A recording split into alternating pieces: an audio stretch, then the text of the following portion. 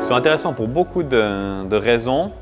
Pour nous, la raison principale, c'est leur capacité de régénération assez exceptionnelle, ce qui veut dire qu'à partir d'un tout petit fragment de leur système vasculaire, donc comme si nous on avait juste un tout petit bout de peau, ils sont capables de régénérer l'entier de leur corps en juste 10 jours, ce qui comprend tous leurs organes, y compris un intestin, tout un système digestif, un système neuronal, un système vasculaire.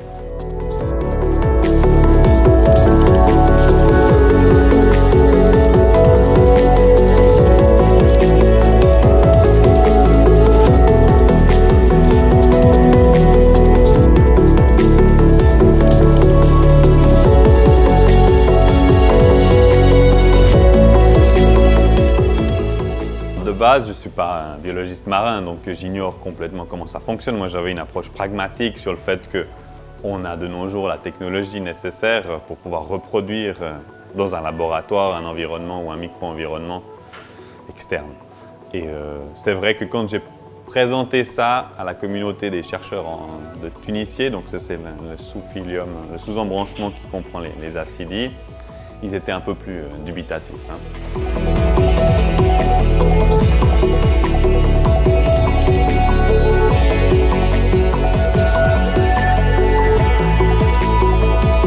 On a pris en fait l'eau de mer d'où on les a récoltés. On a concentré cette eau de mer pour concentrer tous les zooplanctons et les phytoplanctons et toutes les bactéries. Et on a inoculé notre système avec ça. Du coup, on n'a pas du tout un système stérile. On a au contraire essayé de reproduire vraiment tout l'environnement de ces animaux pour que ça pousse. Et on a montré dans un article récemment que si on les met dans de l'eau de mer artificielle mais stérile, ils meurent en quelques jours.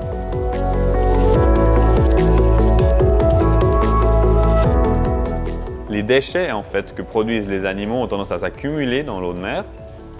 Et ce qu'on fait normalement, c'est qu'on remplace beaucoup d'eau de mer. La plupart des gens qui ont des aquariums, ils font ça, ils remplacent jusqu'à 1/3 de l'eau par semaine. Et ici, j'ai essayé de réduire ça au maximum pour éviter d'avoir une consommation d'eau qui soit excessive.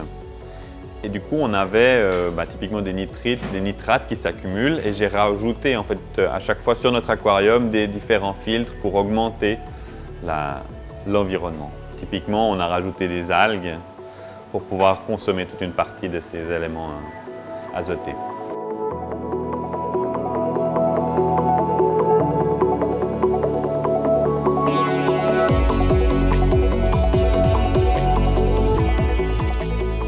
Il faut savoir que ces animaux aussi, en hiver, ils hibernent aussi, donc ils sont plus détectables. Visuellement, on ne les voit plus. Et ils réapparaissent et ils ont eu souvent un cycle de reproduction sexuée entre deux. Et du coup, génétiquement, c'est des organismes différents de ceux qu'on a étudiés l'année passée.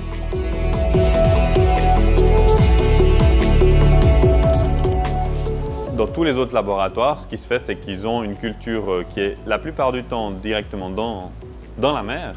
Ils vont les récolter, ils les étudient quelques jours et puis ensuite, ils les remettent dans la mer.